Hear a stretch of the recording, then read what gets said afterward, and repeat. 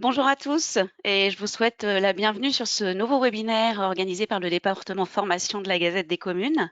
Donc la Gazette des communes, au-delà du magazine que vous connaissez sans doute tous, c'est effectivement un organisme de formation qui est certifié pour la formation des élus et qui est certifié Calliope, bien évidemment, comme il se doit de nos jours. Ce sont plus de 150 formations, comme on peut le voir sur la slide suivante, sur diverses thématiques, en management public, en ressources humaines, en finances locales, en smart city, en marché public, en administration générale et juridique. Et puis avec une nouveauté, depuis 2 ans, une plateforme pour la formation des élus locaux qui leur est totalement dédiée, ouverte 7 jours sur 7, 24 heures sur 24. Et vous pourrez, sur la slide suivante, aller regarder une petite démo, si vous le souhaitez, voilà, qui vous permet vraiment, vous, en tant qu'élu, de vous former quand vous le voulez, où vous le voulez, et répondre aux besoins que vous avez. Voilà, donc aujourd'hui, nous allons aborder un élément qui est comment renforcer son dispositif anticorruption pour être en conformité. Effectivement, vous le savez, la loi du 9 décembre 2016 relative à la transparence, à la lutte contre la corruption et à la modernisation de la vie économique, dite loi Sapin 2, instaure la possibilité pour l'Agence France Anticorruption de contrôler les collectivités et l'existence dans les collectivités de tout ce qui est qualité et efficacité des procédures de prévention et la détection des faits de corruption, de trafic d'influence, de prise illégale d'intérêt, etc. Donc pour ce faire, nous sommes accompagnés ce matin d'un auditoire prestigieux puisque nous avons à nos côtés Gilles Le Châtelier qui est avocat associé et qui est le président d'Adaltis qui va animer ce webinaire à nos côtés. Nous avons également Simon Ray, qui est avocat associé au sein de ce même cabinet. Sylvie Ledamani, également avocate associée au sein du cabinet Adaltis. Et enfin, Sébastien Elie, qui nous fait l'honneur de nous rejoindre ce matin et qui est secrétaire général adjoint de la Haute Autorité pour la transparence de la vie publique depuis maintenant avril 2021. Donc voilà, qui prendra la parole aussi pour vous donner sa vision de ces dispositifs anticorruption et de la conformité que vous êtes aujourd'hui plus que fortement invités à mettre en place. Mais je vais laisser la place à nos experts pour en parler. Je vous invite à utiliser le petit module de questions que vous avez sur votre écran afin de les poser au fil de l'eau et je leur relayerai en fin d'intervention. Voilà, je vous laisse la parole. Bon webinaire à tous et à tout à l'heure. Merci beaucoup. Bonjour à tous. Quelques mots d'introduction avant de laisser la parole aux experts qui vont intervenir sur des sujets qui sont devenus de plus en plus aigus pour les collectivités territoriales autour de l'ensemble des sujets de prévention des risques pénaux et éthiques. Je dirais que depuis notamment l'intervention de la loi du 11 octobre 2013 sur les conflits d'intérêts jusqu'aux textes les plus récents, en passant bien évidemment par la loi Sapin 2 du 9 décembre 2016, jusqu'à d'ailleurs aussi la loi 3DS qui comporte des dispositions relatives à ces sujets. La question de la transparence, de la prévention d'un certain nombre de risques pénaux sont devenus des sujets qui font partie du quotidien des collectivités territoriales. C'est la raison pour laquelle il nous a semblé aujourd'hui utile de faire un point relativement rapide, parce que le sujet est quand même très foisonnant et parfois très complexe, avec le concours de nos experts au sein du cabinet Adaltis. D'abord Simon Ray, qui est le responsable du pôle collectivité territoriale au sein du cabinet et donc s'intéresse tout particulièrement et dispose d'une expérience très, très reconnue sur l'ensemble des sujets de fonctionnement des collectivités et des sujets de gouvernance. Et d'autre part, Sylvie Ledamani, avocate associée également au cabinet Adaltis, qui nous a rejoint à l'automne dernier et qui nous a apporté ses compétences d'abord en droit pénal et ensuite dans la pratique qu'elle a pu développer en matière de ce qu'on appelle la compliance, qui est en fait le même type de sujet auprès de grandes entreprises privées, étant entendu que même si, et alors loin de moi l'idée de vouloir dire que l'ensemble des recettes applicables au secteur privé sont transposables au secteur public, à l'évidence, un certain nombre d'enseignements, d'expériences et de bonnes pratiques peuvent très certainement aider les collectivités dans la gestion d'un certain nombre de risques qui sont devenus, pour un certain nombre d'entre eux d'ailleurs, des obligations légales aujourd'hui. Nous avons également la chance, et je l'en remercie bien sincèrement, d'avoir également à nos côtés Sébastien Elie, qui est secrétaire général adjoint de la Haute Autorité de la transparence de la vie publique. Nul n'est besoin de présenter l'institution, nul n'est besoin non plus de rappeler le rôle tout à fait central qu'elle joue dans ce dispositif et l'importance de son intervention sur l'ensemble de ces sujets. Et en organisant cette formation, il nous a semblé très, très utile et très intéressant de pouvoir bénéficier de l'expérience et de l'expertise de M. Elie pour cette formation. Voilà très rapidement ce que je voulais rappeler en introduction, et je crois que je passe la parole à Sylvie pour le démarrage de la formation. Merci Gilles, bonjour à toutes et tous. Ravi de partager cette fin de matinée ensemble. Donc peut-être voilà, en propos introductif, c'est de rappeler en fait que la loi Sapin 2 donc, du 9 décembre 2016 a eu pour ambition de hisser la France au niveau des meilleurs standards européens et internationaux en instaurant un cadre légal et pour la mise en place d'outils et de programmes de lutte contre la corruption et le trafic d'influence, et à la fois dans les secteurs privés et secteurs publics. Alors, la loi a créé l'agence nationale, l'AFA, l'agence française pour anticorruption, qui est à la fois rattachée sous le ministère de la Justice et le ministère du Budget, et qui a compétence pour en fait contrôler les autorités et les personnes qui sont assujetties à cette loi Sapin 2. Et ce qui nous intéresse plus particulièrement, c'est l'article 17, mais pas uniquement, qui, pour prévenir les faits de corruption, de délits de trafic d'influence, de concussion, de prise illégale d'intérêts, de détournement de fonds publics et de favoritisme. L'AFA émet des recommandations qui n'ont pas force de loi, mais il est fortement conseillé de les respecter, puisque ces contrôles en fait sont réalisés à partir de ce référentiel que sont ces recommandations. Donc c'est je suis conforme, ou bien j'explique pourquoi je n'ai pas suivi les recommandations de l'AFA, et elle a effectué donc un grand nombre de contrôles depuis 2017 au sein des administrations de l'État, des collectivités territoriales, de leurs établissements publics, de sociétés d'économie mixte, mais également d'associations et de fondations reconnues d'utilité publique, afin donc de prévenir et de détecter des faits portant atteinte à la probité.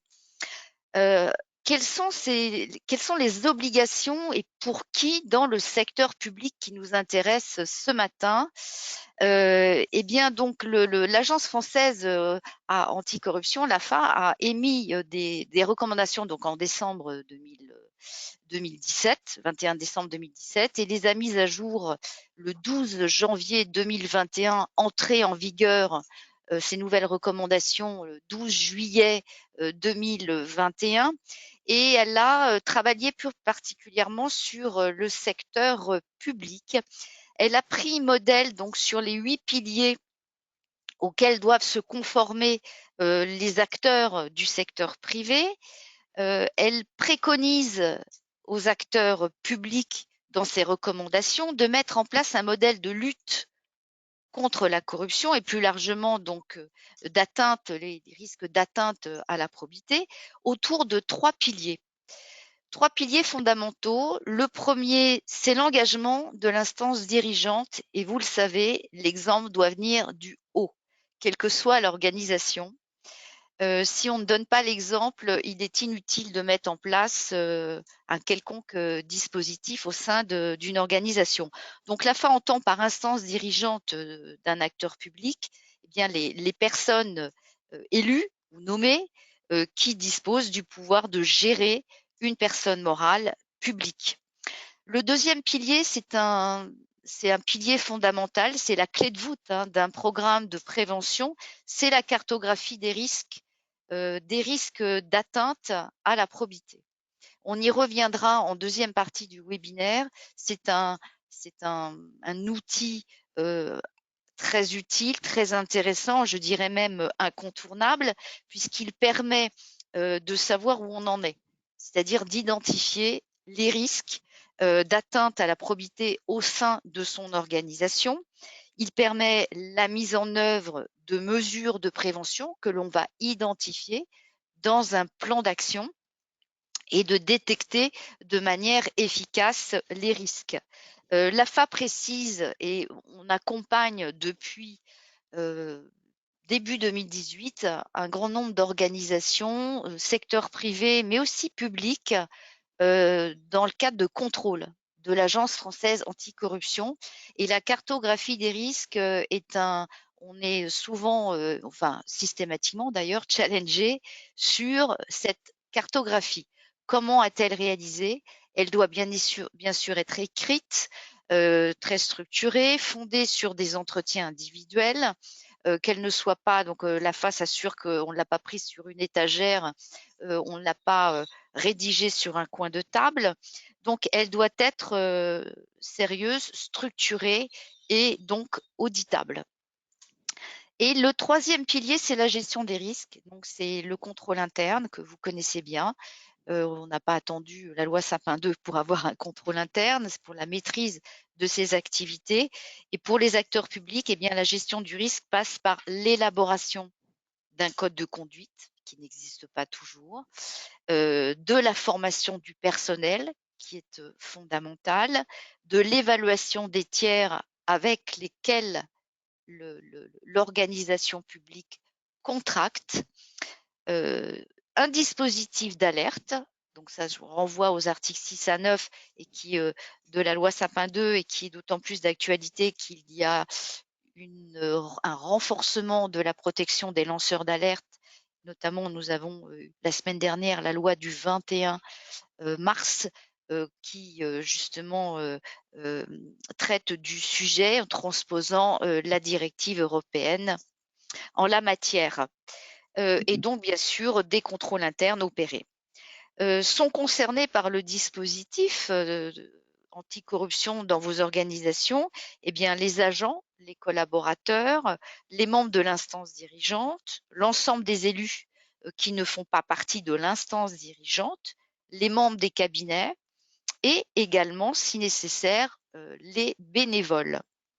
Je dirais que, avant de donner la parole à Sébastien Elie dans ce propos introductif, en dépit de l'instauration de cette loi Sapin 2, on est suivi de très près, suivi à la loupe par l'OCDE qui émet des rapports, hein, qui a montré du doigt l'État français à maintes reprises, considérant que l'État français n'avait pas mis en place le dispositif attendu pour lutter contre la corruption dans le secteur privé et public, malgré la création, si on a eu dans ce cadre-là, la création du parquet national financier, le PNF. Et donc, malgré cela, eh bien, les efforts de la France, on a un classement, donc il y a un classement, hein, qui a été fait chaque année par l'ONG Transparency International. On a reculé encore un peu. On était remonté, on est 23e sur le 3e classement, hein, sur un classement de 170 États, pays, donc les plus mauvais étant notamment la Somalie, etc. Les meilleurs étant des pays nordiques en termes de lutte contre la corruption publique, puisque c'est un indice de perception de la corruption publique. Eh bien, nous avons également une autre étude menée par un Transparency International qui a son relais aussi en France, en juin 2020, qui révélait que les activités politiques, ce n'est pas moi, hein, c'est l'ONG Transparency International, que les activités politiques en France représentaient le plus gros des cas de corruption. 39% des cas concernaient des mairies, des maires adjoints et conseillers, et en outre, les infractions les plus courantes étaient le détournement de fonds publics. Bien évidemment, ça ne concerne certainement pas ceux qui sont connectés ce matin. Très brièvement, avant d'entrer dans le vif du sujet, Sur 2022-2023, il y a des projets, notamment donc la stratégie anticorruption de la France dans son action de la coopération de la France sur son plan 2021-2030, c'est de consolider le dispositif français en matière de lutte contre la corruption, de promouvoir la transparence et la redevabilité du secteur public, de promouvoir la lutte contre la corruption et le renforcement de la gouvernance dans le cadre de la coopération internationale et de renforcer la coopération policière et judiciaire afin de favoriser la montée en compétences des acteurs dédiés à la lutte contre la corruption. Mais nous avons également le rapport Gauvin, dit le rapport Loi Sapin 3. Peut-être Sébastien Elie, est-ce que vous voulez intervenir, évoquer le projet de rapport qui est intéressant pour étendre le champ d'application de la loi Sapin 2? Effectivement, avec plaisir. Merci Sylvie. Sur ce rapport transpartisan, rapport Gauvin-Marlex, Raphaël Gauvin, Olivier Marlex, oui, qui ont déposé ce rapport à la suite d'une mission d'information qui était particulièrement dense, puisque c'est un bilan global et complet sur l'application de la loi Sapin 2, 5 ans après son adoption. Alors, messieurs Gauvin et Marlex relèvent un certain nombre de progrès introduits par la loi Sapin 2, vous l'avez dit, le PNF, la justice transactionnelle, la diffusion d'une culture de la probité dans les grandes entreprises, le répertoire de représentants d'intérêt, les lanceurs d'alerte. Mais le rapport relève aussi un certain nombre de ralentissements, notamment parce qu'il y a une politique publique anticorruption qui est mal identifiée, avec une insuffisance d'impulsion par le pouvoir exécutif. Il relève aussi une dispersion des moyens et la multiplication des acteurs. On a l'AFA, la Haute Autorité, le PNF, la Cour des comptes, les chambres régionales des comptes, le contrôle de l'égalité, un certain nombre de choses comme ça, ce qui conduit à une interpénétration des activités de ces différents acteurs et qui en réduit l'efficacité de chacun de ces acteurs. À cela s'ajoute une insuffisance de moyens qui a été également relevée, notamment pour le PNF, pour la Haute Autorité, avec cette idée qu'il conviendrait de rationaliser maintenant les différents acteurs et les moyens qui leur sont alloués. Alors, ce qu'il propose, c'est 3 temps, en réalité. Tout d'abord, une vraie politique publique. Ça, c'est très important. Une politique publique, c'est un engagement du gouvernement, c'est-à-dire du Premier ministre, pour le sujet qui nous intéresse, du Premier ministre et très probablement du ministre de la Justice, bien sûr. Un pilotage de cette politique publique, une fois qu'elle est déployée, il faut bien un pilotage. Pilotage, ça peut être par un secrétariat d'État, mais ça peut être aussi par une agence gouvernementale, ce qui tombe bien, nous en avons une, l'Agence française anticorruption, qui existe, et son action, c'est ce que proposent les rapporteurs, peut être concentrée sur sa fonction de coordination donc gouvernementale et d'appui à la programmation stratégique, ce qui est très important et c'est ce qui manque aujourd'hui. Et cette politique publique, elle doit être complétée naturellement par une présentation annuelle de cette politique devant le Parlement, qui contrôle ces différentes politiques. Premier volet de ce que propose le rapport Gauvin-Marlex, une politique publique. Deuxième volet, la création d'un superviseur unique, avec la création, c'est ce qu'il propose, d'une nouvelle haute autorité pour la probité, qui, cette nouvelle autorité, se verrait transférer les fonctions de conseil et de contrôle de l'AFA vers cette autorité, donc pour que nous soyons dotés d'un acteur unique, indépendant, collégial, qui exercerait une approche en fait globale de cette politique envers à la fois les individus et les structures, et à la fois le secteur public et privé. Deuxième volet de ce rapport, le superviseur unique. Et le troisième volet, c'est, vous en avez parlé également, mais c'est la nécessité de créer un régime de conformité pour les administrations. Parce que la transposition telle qu'elle du régime qui est applicable aux entreprises privées connaît un certain nombre de limites. Les collectivités publiques, qu'elles soient territoriales ou les administrations d'État, connaissent des spécificités telles qu'il leur faut un régime de conformité adapté. Alors, ce rapport a connu tout de même un certain retentissement, je dirais, et puis il a même donné lieu au dépôt d'une proposition de loi, cette fois par Raphaël Gauvin seul. Proposition de loi qui reprend un certain nombre de ces thèmes, là je ne vais pas détailler, un petit peu en deçà, avec dans l'idée de pouvoir, évidemment, dans le cadre de la procédure parlementaire, faire évoluer cette proposition de loi. Elle n'a pas été inscrite dans l'ordre du jour du Parlement d'ici la fin du mandat législatif et présidentiel. il ne tient donc au Parlement de rapporter à nouveau à l'issue des élections qui viennent maintenant, qui approchent à grands pas. Donc voilà sur ces perspectives peut-être pour le prochain semestre et puis au courant de l'année 2023. Mais ce qui caractérise tout de même disons, une sorte d'attention ou d'importance portée sur cette politique anticorruption, mais qu'il faut relancer là, pour être bien certain qu'on ne perde pas ce souffle qui a été pris entre 2013 et 2017, pour faire simple. Et maintenant, il faut la relancer. En tout cas, c'est ce que signalent les rapporteurs Gauvin et Marlex sur cette mission d'évaluation de la loi Sapin 2. Merci Sébastien. Nous allons passer, alors on rentre dans le vif du sujet, donc sur ces risques d'atteinte à la probité. Quels sont-ils? Je vous rends la parole.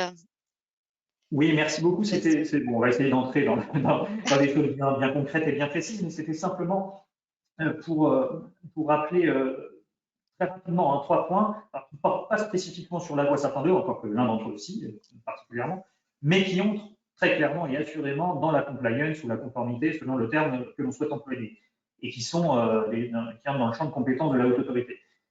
Je voulais tout d'abord faire un point très rapide sur les mobilités entre les secteurs publics et les secteurs privés, qui intéressent tout particulièrement les agents, mais aussi les élus. Ces mobilités, on le sait, je passe très vite, elles peuvent être utiles pour les deux secteurs, dans la mesure où les compétences acquises dans le privé ou dans le public ne sont pas les mêmes. On s'enrichit, c'est très bien.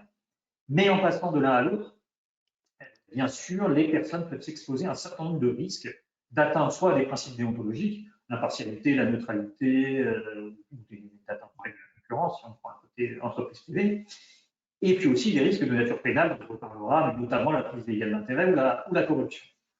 Et donc, si on fluidifie les mobilités, c'est très bien, mais à ce moment-là, il faut un contrôle adapté à ces mouvements entre les secteurs publics et les secteurs privés.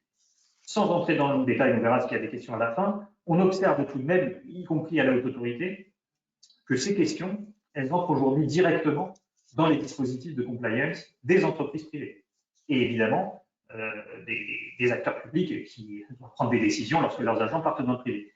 Mais les entreprises privées, elles-mêmes mettent en place, intègrent, mais concrètement, des contrôles, des points de contrôle pour dire, vous qui étiez dans le public, est-ce que vous avez bien respecté vos obligations à l'égard de la haute autorité ou à l'égard de l'administration en obtenant cette autorisation de partir dans le privé, y compris dans certains cas avec un certain nombre de réserves que nous, entreprises privées, nous allons devoir mettre en œuvre pour ne pas engager notre réputation ou notre responsabilité civile ou pénale.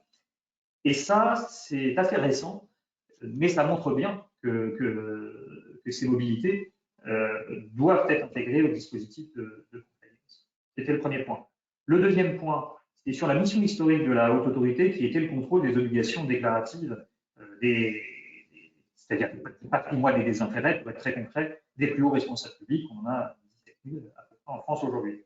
Le but de ces déclarations, c'est bien de donner une assurance raisonnable de la probité des dirigeants. Je précise que les déclarations d'intérêt, il y a celles qui relèvent de la haute autorité, mais les déclarations d'intérêt sont aussi faites par les agents publics auprès de supérieurs hiérarchiques, et puis que des mécanismes de ce type aussi, d'un certain nombre de déclarations, sont pratiqués dans le privé pour justement prévenir un certain nombre de risques liés aux intérêts personnels des agents ou des salariés.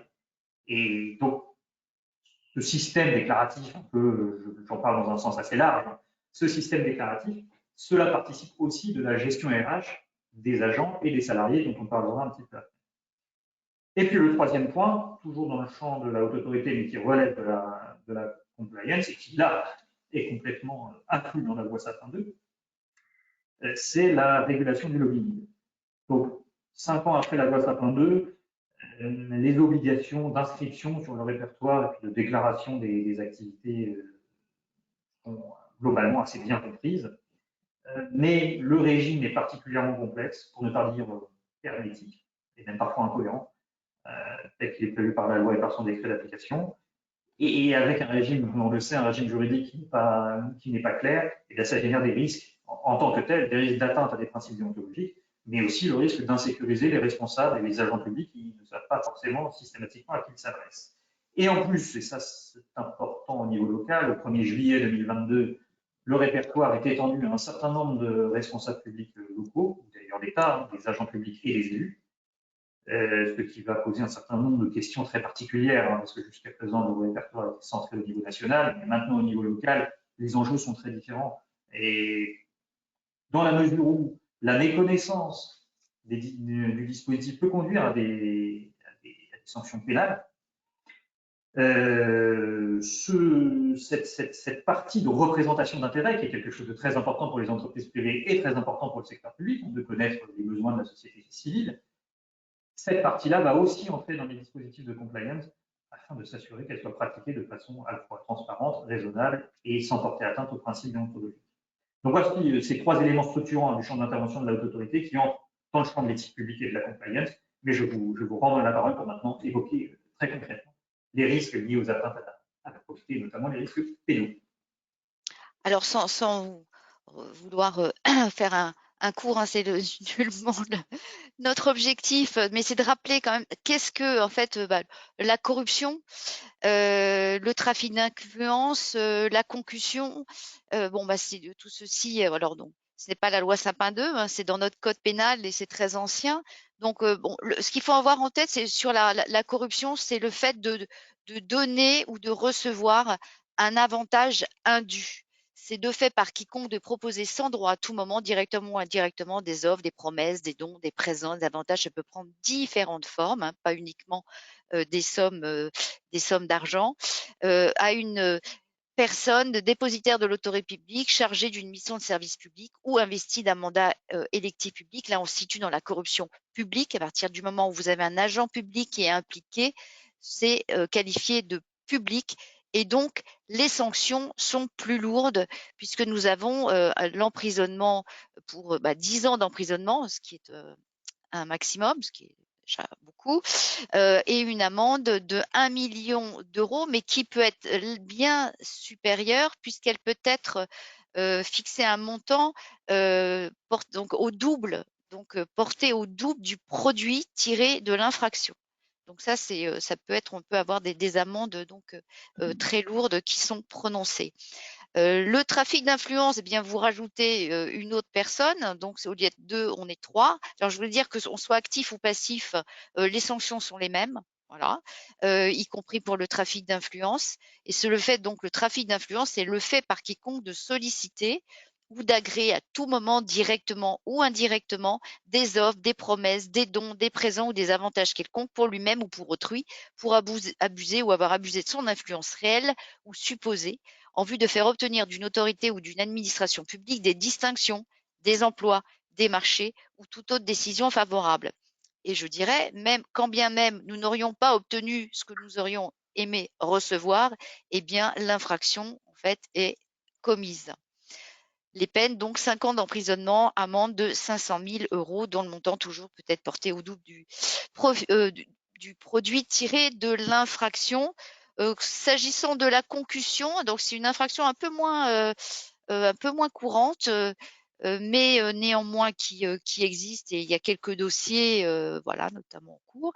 C'est le fait par une personne dépositaire de l'autorité publique ou chargée d'une mission de service public de recevoir, exiger ou ordonner de percevoir à titre de droit ou contribution, impôt ou taxe publique, une somme qu'elle sait ne pas être due ou excéder ce qui est dû.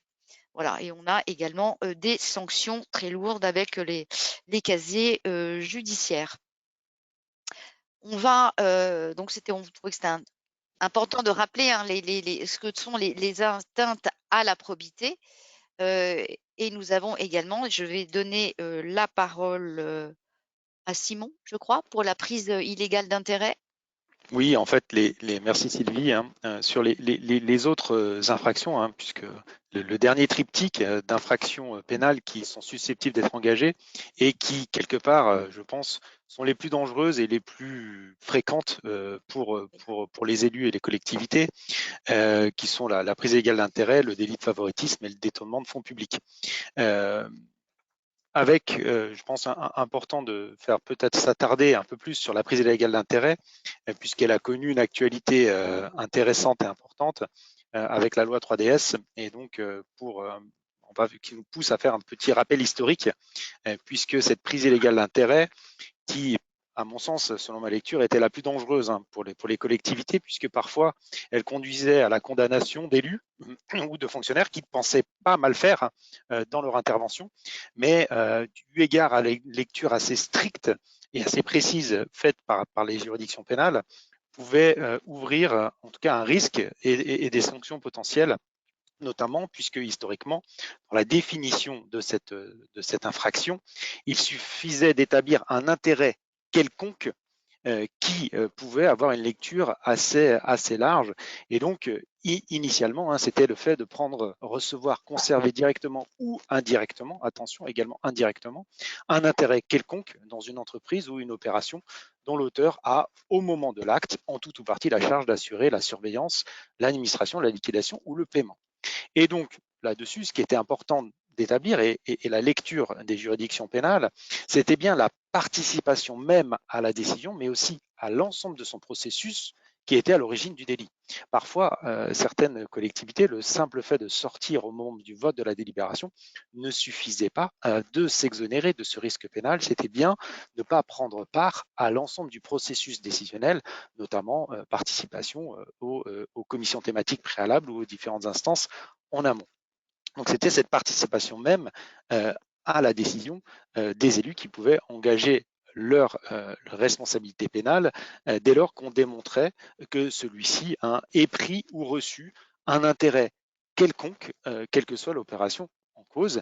Et s'agissant de l'élément intentionnel, on avait une sorte de présomption d'éléments intentionnels en la matière dès lors qu'on contrevenait, qu'on intervenait, qu'on prenait part à une décision qui présentait un intérêt quelconque pour l'élu différent de celui de la collectivité, on avait ce risque d'engagement de la responsabilité pénale. Quelques exemples, c'était, voilà, on a eu quelques jurisprudences, par exemple un maire qui, usant de son pouvoir de proposition au sein du conseil municipal, fait exclure du périmètre d'une zone d'aménagement concerté différents lots sur lesquels il possédait des intérêts, donc clairement dans la situation de prise illégale d'intérêt. De même, ou là-dessus, un maire qui contracte avec un concessionnaire dont le gérant était un ami de longue date et un partenaire de golf, où là-dessus, le lien, l'intérêt, vous le voyez, va un petit peu de manière à une lecture assez extensive de ce volet-là, de même que le maire qui participe à une délibération du conseil municipal qui accorde une subvention à l'association à laquelle il participe à titre personnel et qu'il préside. Et face à ce risque important lié à cet intérêt quelconque, de nombreuses voix se sont élevées puisqu'on a eu une lecture assez large de la Cour de cassation et notamment un arrêt de la Cour bien connu de Ville de Bayeux du 22 octobre 2008 sur lequel la Cour de cassation a une lecture assez extensive puisqu'elle a considéré des élus en situation de prise illégale d'intérêt, dès lors que ceux-ci avaient participé à des délibérations attribuant des subventions à des associations qu'ils présidaient, mais pour lesquelles ils ne représentaient pas, ils n'intervenaient pas en tant que représentation personnelle, mais en tant que représentant de la commune au sein de cette association. Et donc, suite à cette décision-là, on était assez voilà, on avait cette lecture assez extensive de la Cour de cassation qui devait nous pousser à la plus grande prudence, notamment du fait de la participation d'élus au sein d'organismes extérieurs, même publics, lorsque ceux-ci se prononcent dans leur rapport entre cet organisme extérieur et leur collectivité de rattachement. Et donc, de nombreuses voix se sont élevées pour, quelque part, dénoncer un peu ce volet-là. Et on a notamment la haute autorité qui, dans le cadre de ses recommandations 2021, nous a donné une grille de lecture pour venir tempérer un petit peu ce risque public de prise égale d'intérêt public quelque part, et relativiser notamment cette position un peu divergente entre la Cour de cassation et le Conseil d'État, qui avait une lecture plus souple, notamment sur l'appréciation de la notion d'élu intéressé qui pouvait entacher l'illégalité de la délibération. Et donc, suite à cela, on a deux évolutions législatives récentes qui vont, à mon sens, dans le bon sens. La première, c'est la loi du 22 décembre 2021 pour la confiance dans l'institution judiciaire qui a substitué au terme intérêt quelconque par la notion d'intérêt de nature à compromettre son impartialité, son indépendance ou son objectivité. Ici, on se rapproche de la définition de la vision administrative du dispositif, même si cette évolution peut-être sémantique nous laissait un peu dubitatif sur l'apport réel sur l'exonérer ce risque de prise illégale d'intérêt des élus dans le cadre de leur participation dans des organismes extérieurs, le cas échéant public. D'où l'importance de la loi 3DS du 21 février dernier, qui est intervenue pour clarifier un petit peu le dispositif et venir sécuriser pleinement l'exonération des élus locaux de ce risque de prise illégale d'intérêt dès lors qu'ils participent au sein d'organismes extérieurs en tant que représentants de leur collectivité de rattachement. Et là-dessus, la loi 3DS reprend grandement les recommandations de la Haute Autorité sur ces sujets-là.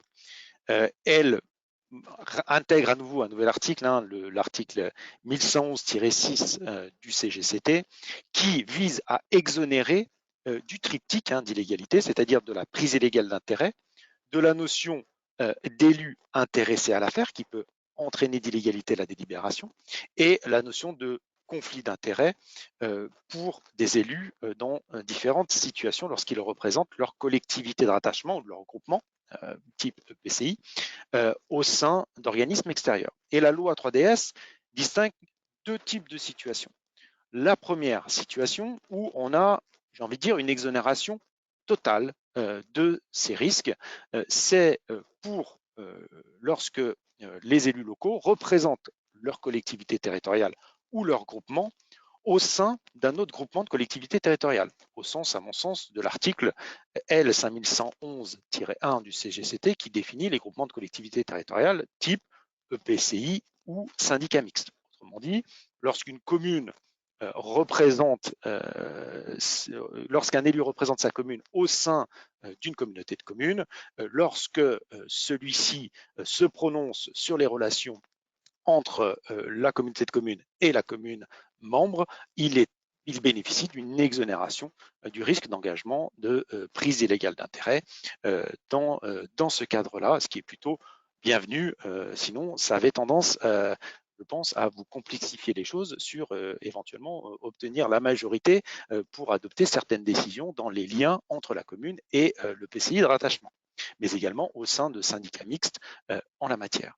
Également exonération totale lorsque les élus en la matière représentent la collectivité au sein du CCAS, du CIAS ou de la Caisse des écoles.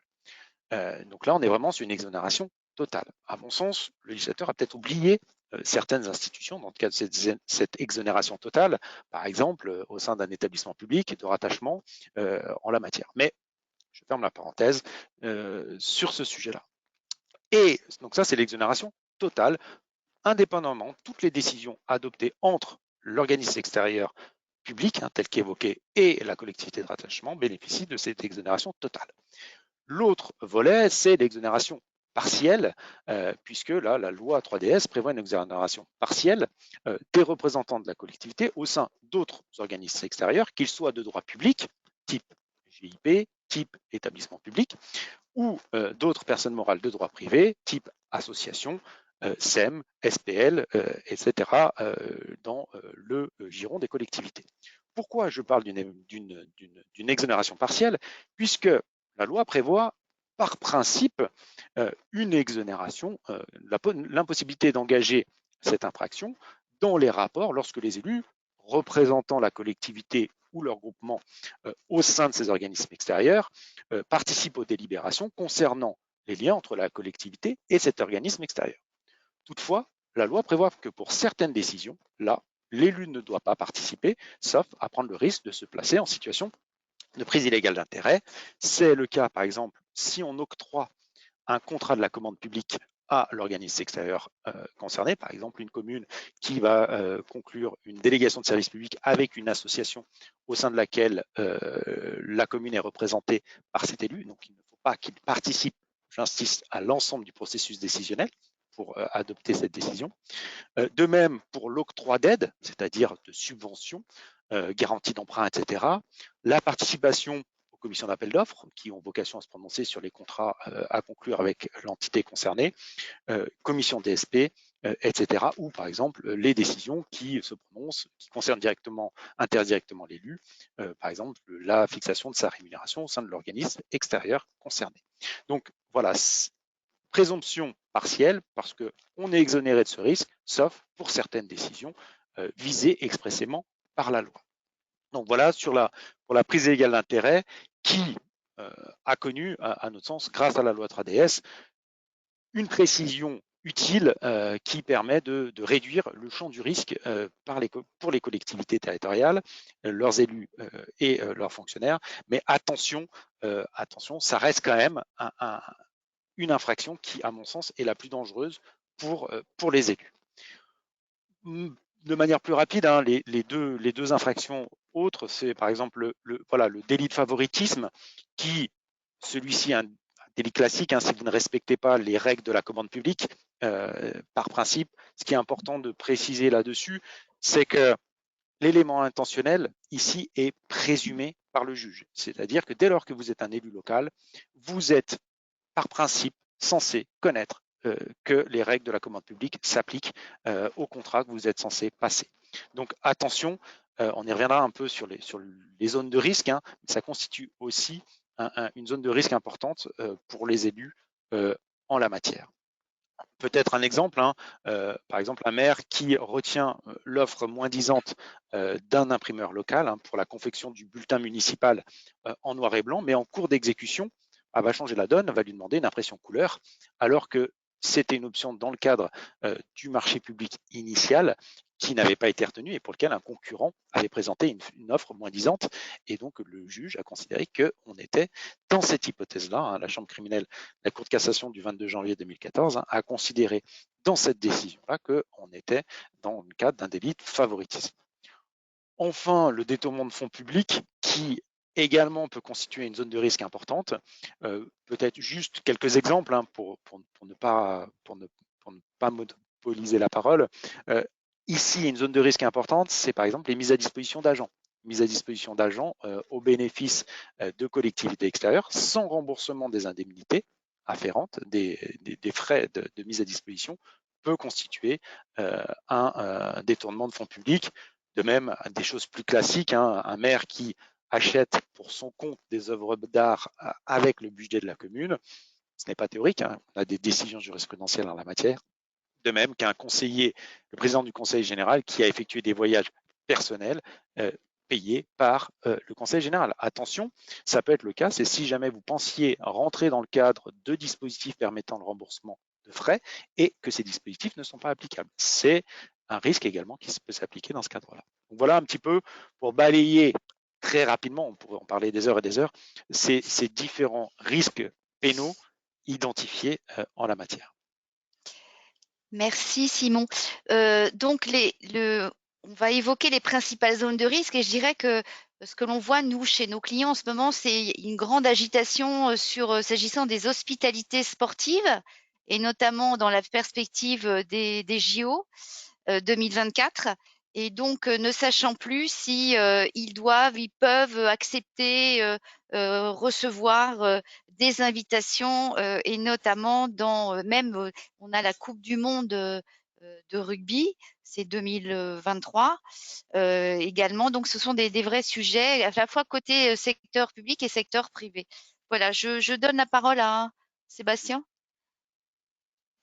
Oui, effectivement, c'est vrai quand on voit les différents risques tels que vous les avez rappelés tous les deux, la prise illégale d'intérêt reste, et je partage totalement ce qui a été dit, mais reste l'infraction la plus dangereuse, y compris d'ailleurs dans ses principales zones de risque, d'autant que la loi 3DS va nécessiter une certaine expertise pour bien en comprendre toutes les implications, notamment au niveau des associations, ça peut être un petit peu délicat.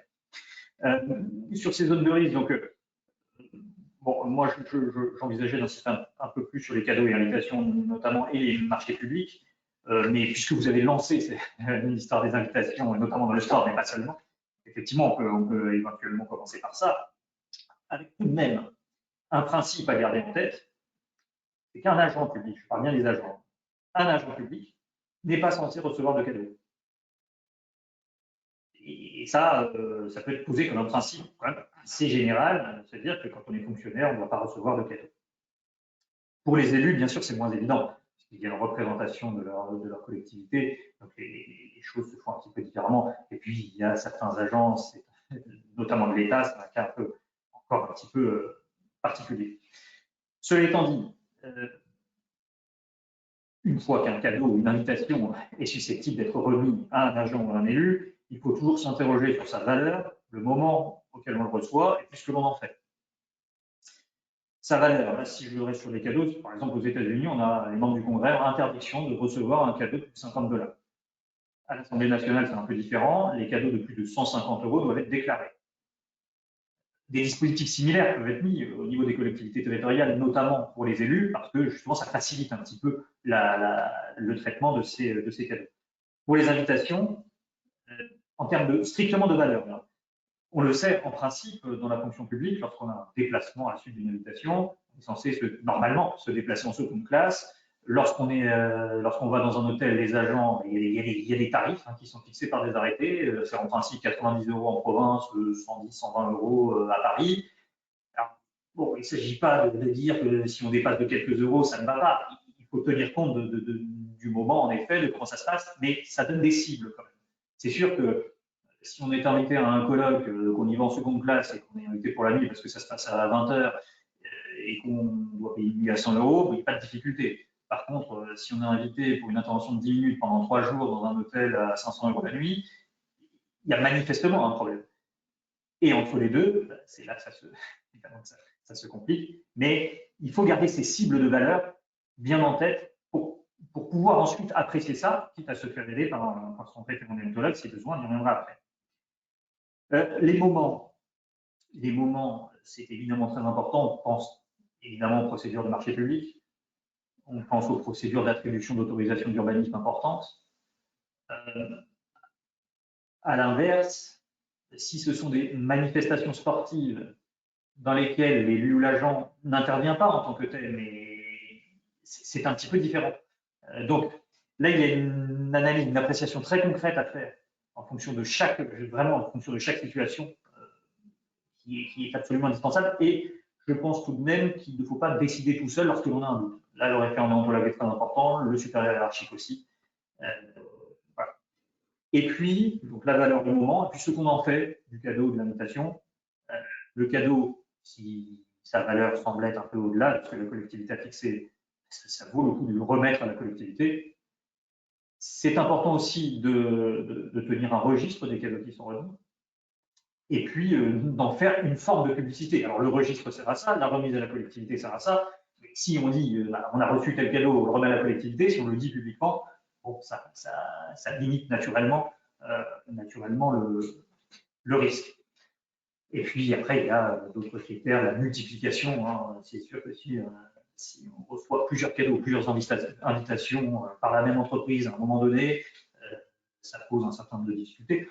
Je pense que ce sujet se voit aussi du côté des entreprises privées, avec les fournisseurs, avec ça, il peut y avoir les mêmes enjeux. Là, je me suis placé plutôt du côté du secteur public, mais voilà, il n'y a pas de recette miracle, mais il faut se poser les bonnes questions au bon moment. Quand on se les pose trop tard, ça devient de plus en plus difficile. Je ne sais pas si vous souhaitez vous-même réagir sur ce sujet, les uns et les autres, mais sur la partie cadeau. Sylvie, on ne vous entend plus. En effet, côté secteur privé, ils ont les mêmes sujets et donc voilà, certains d'ailleurs chez un client hier, il a émis une charte sur invitation cadeau pour justement, alors pas les agents publics, c'est bien indiqué que tout cadeau est interdit en effet, mais pour justement notamment les parlementaires, voilà. Donc en fait, il rappelle les règles en interne vis-à-vis des parlementaires. Ça c'est important en effet. Merci. Peut-être un point rapide sur les marchés publics, parce qu'on en parle beaucoup. Et en effet, on a parlé du délit de favoritisme avant, et qui existe, et il faut le prendre vraiment au sérieux. C'est normal qu'on en parle, puisque la commande publique, c'est 100 milliards d'euros par an, à peu près. C'est quand même assez énorme, dont 60%, presque 60 milliards pour les collectivités territoriales, qui commandent le plus de travaux de fourniture de services. Cela dit, il faut mesurer aussi le chemin qui a été parcouru. Il faut toujours être vigilant, bien sûr, mais les différents dispositifs aujourd'hui permettent à la fois de circonscrire, d'identifier et de prévenir beaucoup de risques. Et donc, ça constitue sur ces 20 dernières années une amélioration majeure par rapport aux années 80-90, où les règles en matière de marché public étaient peut-être plus libérales. Mais depuis 20 ans, entre les successions de codes des marchés publics, au début des années 2000, c'était un peu dans la douleur, il faut reconnaître, mais ça s'est fait. Ensuite, il y a eu 10 ans de modification du contentieux des marchés publics, avec la création notamment du référé précontractuel, qui est une modification majeure de ce domaine-là. 10 ans de jurisprudence en partant de tropiques travaux signalisation en 2007 pour arriver à département de Tarn-et-Garonne en 2014, en passant par les Béziers 1, 2, 3 en matière contractuelle, contentieux des contrats. Aujourd'hui, les procédures sont claires. La commande publique s'est très, très fortement professionnalisée dans toutes les collectivités, dans toutes les entreprises privées aussi. Et en plus, le juge est efficace avec notamment ce référé précontractuel qui permet d'obtenir des décisions en 3 semaines. Et en fait, c'est une régulation qui est à la fois faite par le juge, mais aussi par les concurrents privés, puisque ce sont eux qui viennent porter devant le juge les difficultés en matière de contrat public. Donc on voit que là, il y a vraiment eu un gros changement procédural à tout point de vue qui est très important parce que c'est beaucoup plus facile de traiter les risques, ce qui ne veut pas dire qu'il n'y en a plus. Et notamment, c'était juste le point sur lequel je voulais venir parce que c'est récent et c'est important, le juge administratif aujourd'hui, il l'a toujours fait, mais il apprécie le principe d'impartialité, qui est un principe général du droit, il l'apprécie sous le prisme des conflits d'intérêts. Et ça, c'est assez récent. Ça a commencé en 2015 avec la décision de société applicable et très récemment en 2021, fin 2021, dans une décision Corsica Networks, le Conseil d'État a dit qu'au nom des principes généraux qui s'appliquent à la commande publique figure le principe d'impartialité, ça c'est très classique, et il a ajouté qui implique l'absence de situation de conflit d'intérêts au cours de la procédure de sélection du titulaire du contrat. Et ce faisant, il est allé jusqu'à annuler le contrat dans cette décision en disant que l'un des intervenants, assistant à maîtrise d'ouvrage, avait en fait des intérêts dans une société qui avait été sélectionnée et il a annulé un marché qui n'était pas rien parce que c'était quand même un marché d'implantation d'un système 5G dans des collectivités, donc c'était un gros marché. Donc voilà, cette notion de conflit d'intérêts dans les marchés, elle va prendre de l'importance et il faut être vigilant là-dessus. C'est-à-dire, en fait, être vigilant, c'est toujours un peu la même chose. Des questions à se poser, c'est quels élus, quels agents interviennent dans la procédure. S'il y a un intérêt personnel, on s'en déporte. Quels assistants à maîtrise d'ouvrage, très important quand on se fait assister, parce que les assistants à maîtrise d'ouvrage, ils interviennent côté privé et côté public. Donc là, il y a une zone de risque qui est très particulière sur les AMO. Et puis, bien sûr, quelles entreprises, comment le marché, est-ce que le marché est très concentré ou non. Voilà. Il y a divers sujets à voir sur ce point. Voilà, sur cette partie marché, cette évolution-là que l'on constate sur les 3-4 dernières années, qui est importante. Peut-être, il faut surveiller le temps, sur les autres zones de risque, peut-être un peu plus rapidement. Un point, on a mentionné là, les délégations de fonction. Ouais.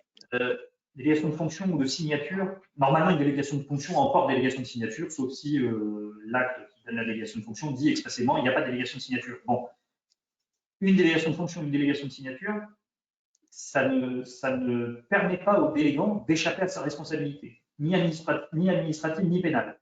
Il faut le rappeler, ce n'est pas toujours bien compris. Parfois, on nous dit j'ai délégué mes fonctions. Oui, mais non. Vous avez délégué vos fonctions, mais sur le plan pénal, vous êtes, maintenant, en règle générale, responsable. Parce qu'en fait, votre délégataire, il ne fait que signer en votre nom. Et ça, il faut bien le rappeler parce que ça n'est pas toujours bien compris. Ce qui veut dire aussi, la conséquence, c'est que quand on a fait une délégation de fonction, mais qu'on se trouve dans une situation de conflit d'intérêts, quel qu'en soit le motif d'ailleurs, la délégation de fonction ne suffit pas. Il faut se déporter, et se déporter, on ne fait pas n'importe comment. On pourra y venir après, mais en tout cas pour les élus et les agents, il y a un décret 2014-90, notamment ces articles 5 et 7, dit comment on doit se déporter. Donc on prend un acte, quand on est titulaire d'une délégation de signature, on informe le délégant qu'on ne l'utilisera pas. Il faut le formaliser, il faut que ce soit rendu public et il faut que les fonctions soient exercées par quelqu'un d'autre, ce qui permet de ne plus intervenir du tout dans un dossier. Et donc, en ce sens, la délégation de fonction ne suffit pas, la délégation de signature non plus. Voilà, c'était un peu les principaux points sur ce thème-là, les principaux risques d'atteinte à la probité, sachant que sur la gestion RH, il y a des sujets aussi intéressants, mais peut-être vous souhaitez prendre la parole sur ce point. Oui, Oui, Simon. ce qui est important à rajouter hein, sur les délégations, et ce qui est important, c'est de formaliser ces arrêtés de départ. Parfois, on oublie de le formaliser et il est essentiel, on y reviendra hein, sur la formalisation de ces arrêtés de départ, mais c'est essentiel parce que souvent, comme on le disait, hein, le risque pénal, et comme vous l'avez très bien évoqué, n'est pas suivi. Sur le volet personnel, il constitue également une grosse zone de risque puisque les infractions qui peuvent intervenir sont également multiples et à différents stades, aux différents stades de procédure, aux différentes évolutions, ce qui implique notamment d'utiliser les sujets en cours, de mettre en place, mais ça on y reviendra, c'est après, hein, quels outils on peut mettre en place en la matière, notamment le contrôle interne, le référent interne, le référent déontologue, etc., qui permettent d'arriver et de savoir comment réagir face aux situations.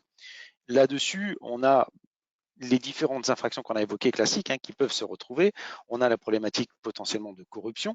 Si jamais on a par exemple le DGS ou le maire qui bénéficie d'une rémunération en contrepartie du recrutement d'agents concernés, ça peut être un risque.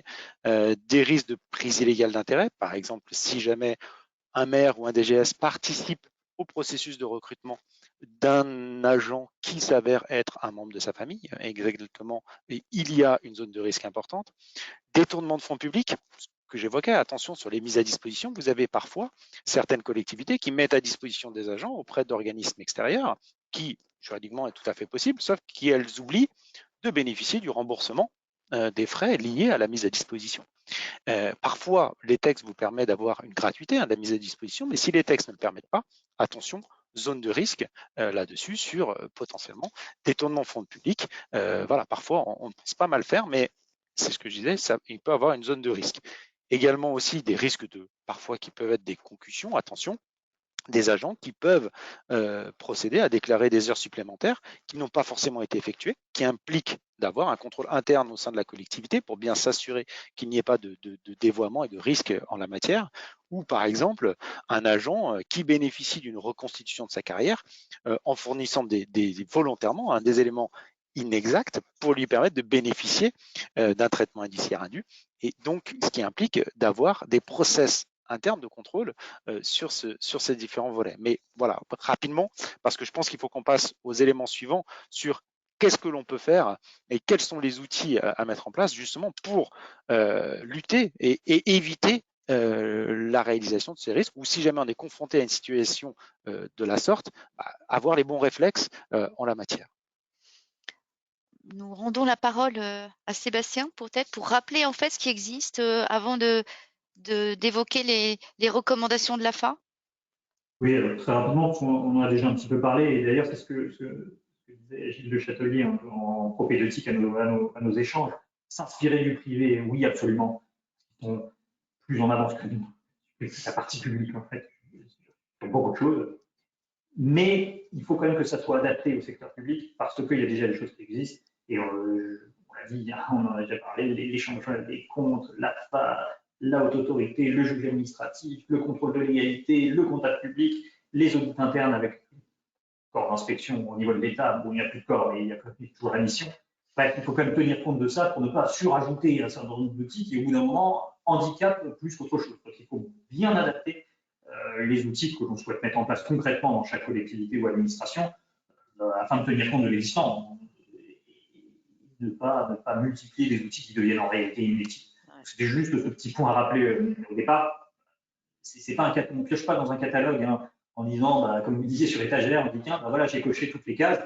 Et en fait, ça ne sert strictement à rien, si ce n'est à faire perdre du temps et au contraire à générer des risques supplémentaires. Et ça, c'est très important à rappeler. Il vaut mieux moins d'outils bien utilisés que tous les outils possibles en faisant n'importe quoi et en ne sachant pas s'en servir.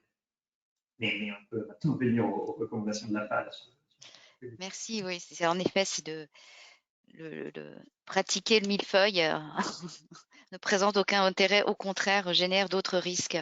En effet, alors peut-être c'est intéressant de rappeler qu'il y a eu l'AFA a mené un certain nombre de contrôles dans le secteur public.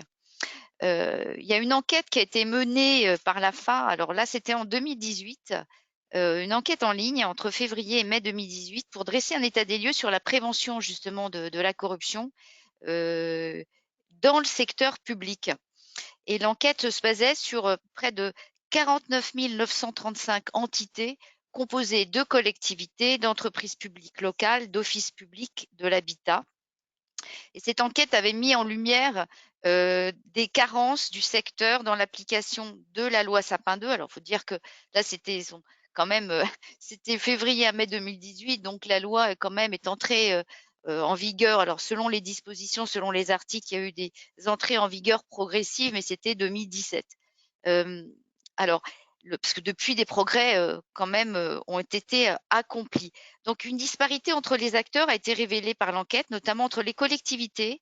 Certaines ne mettent pas ou peu en place des mesures de prévention aux atteintes à la probité. Lorsqu'elles sont mises en place, elles ne font pas partie intégrante d'un dispositif global de lutte contre la corruption complet. Et remonter également que des dispositions pourtant obligatoires telles que la désignation, et on y reviendra, d'un référent déontologue ou de recueil d'alerte ne sont pas mis en œuvre, voire même inconnus. Voilà. Donc cela, alors que 12% des répondants ont répondu à l'affirmative à la question, votre organisme a-t-il été confronté à un ou à des cas d'atteinte à la probité au cours des 5 dernières années? 12%, c'est quand même assez important. Donc ça, c'était en 2018. Il faut aussi quand même souligner que les bons élèves sont les régions. Alors du côté des sanctions pénales, hein, quand il y a eu donc des infractions commises ou voilà, il y a eu des sanctions pénales qui ont été prononcées, eh bien les bons élèves, donc c'est-à-dire les moins sanctionnés, sont les régions, les départements et les organismes d'habitation à loyer modéré qui transmettent dans plus de la moitié des cas les informations au parquet, contre 27% pour les communes et 30% pour les établissements publics de coopération intercommunale. Plus récemment, donc, c'est le rapport, je vous renvoie au rapport de l'Agence française anticorruption émis en 2021 sur ses activités. Donc 2020, là, elle va émettre au mois d'avril son rapport 2022 sur ses activités 2021. Quels étaient les constats? Que d'importantes marges de progrès encore étaient à constater pour les acteurs publics. Les contrôles des acteurs publics, qu'il s'agisse des administrations de l'État ou des collectivités territoriales, montrent encore d'importantes marges de progrès en ce qui concerne la prévention et la détection des atteintes à la probité. Et on reviendra aux cartographies des risques. Des mesures éparses ou incomplètes. La loi Sapin 2, lorsqu'elle est connue et que des mesures internes existent, n'est pas ou peu déployée au sein des acteurs publics, et les obligations légales telles que la désignation à nouveau d'un référent déontologique ou d'un recueil de signalements ne sont pas appliquées. Et enfin, une absence de culture de la maîtrise des risques et de la conformité.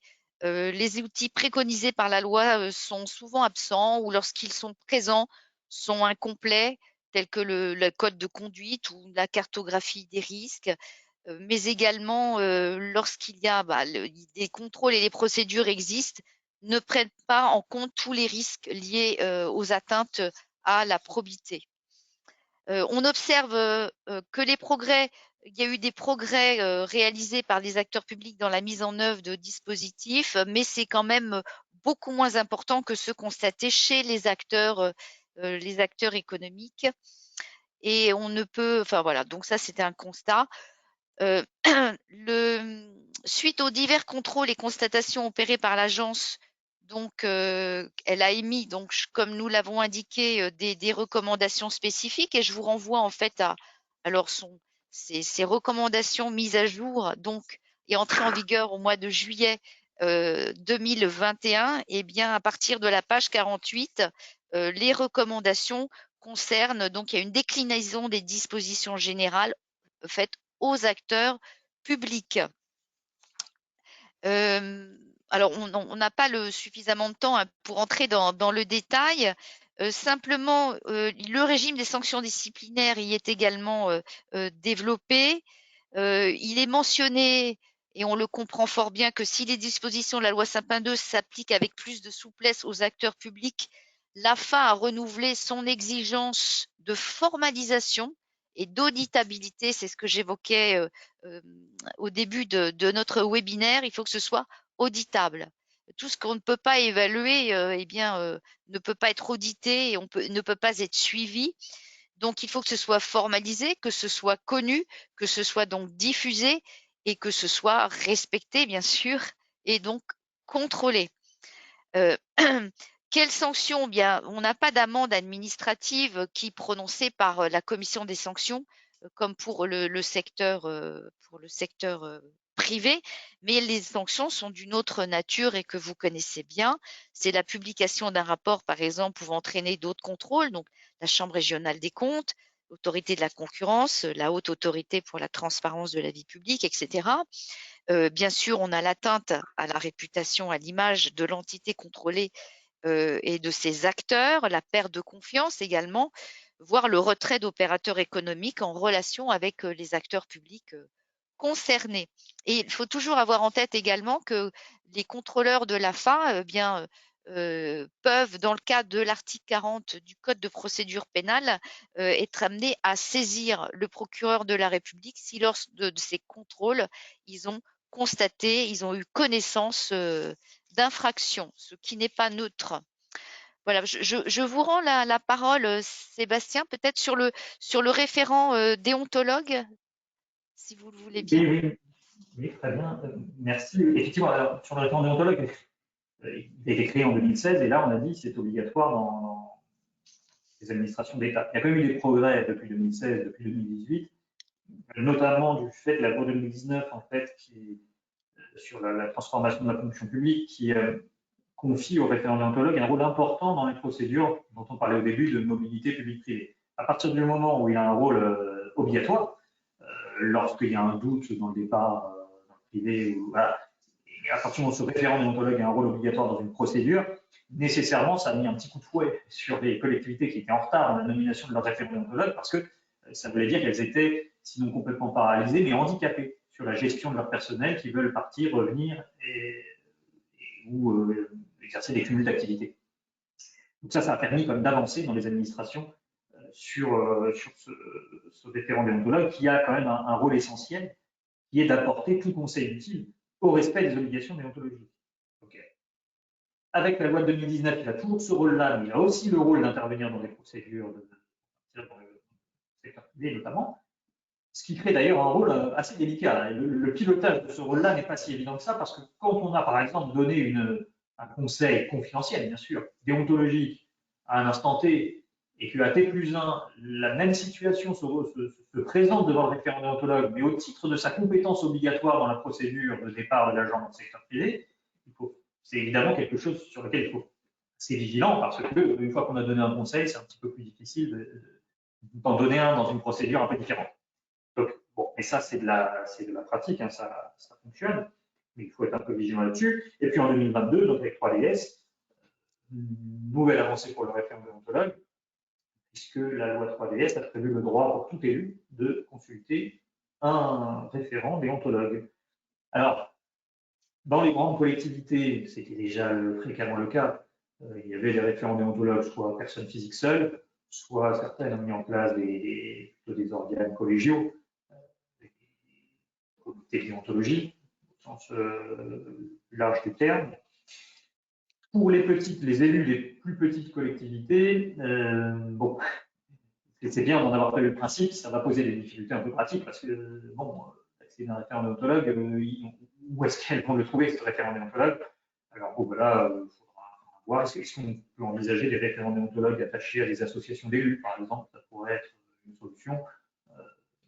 Mais par contre, il faudra toujours garantir la confidentialité des conseils, de l'accès à ce déontologue. Le deuxième point sur lequel je voulais insister sur le référent déontologue, c'est qu'une fois qu'il est installé dans une collectivité, il faut lui donner les moyens de fonctionner. Ce n'est pas le tout de l'avoir désigné, il faut lui donner soit un local, soit des petits moyens matériels, hein, des mails, téléphones, pouvoir recevoir les agents et les élus de façon suffisamment professionnelle. Ça, c'est très important. Et puis, le troisième point sur le référent déontologue, c'est qu'il faut, maintenant qu'il est institué et qu'il en a les moyens, instituer le réflexe, un véritable réflexe d'aller le consulter quand on a un doute. Ça peut être très rapide, ça peut être un échange de mails, un échange de coups de téléphone. On n'est pas obligé de mettre en place des usines à gaz pour consulter un référent déontologue. Néanmoins, ce réflexe d'aller vers lui pour obtenir ses conseils, il faut vraiment le mettre en place. Quand je dis le mettre en place, ça veut dire signaler aux nouveaux agents recrutés qu'il existe, en lui donnant tous ses coordonnées et tout ça. Et puis, ça veut dire ensuite l'associer presque à un certain nombre de décisions, et notamment en matière RH, en matière de lorsqu'on a une mission particulière dans une collectivité ou un enjeu particulier, type un contrat un peu différent des autres, une grosse DSP ou quelque chose comme ça. Ça vaut toujours le coup d'associer son référent déontologue parce que ça peut permettre de régler bien en amont des problèmes qui peuvent être particulièrement douloureux en aval. Donc voilà, c'était un peu ces trois points que je souhaitais signaler sur le référent déontologue, qui est une pièce maîtresse vraiment du dispositif déontologique aujourd'hui. Ce qui nous permet de rebondir en fait sur comment on transpose, mais très brièvement en fait, c'est sûr que, en fait, je dirais, c'est d'abord de faire un état des lieux. Et je reviendrai justement sur le référent déontologue.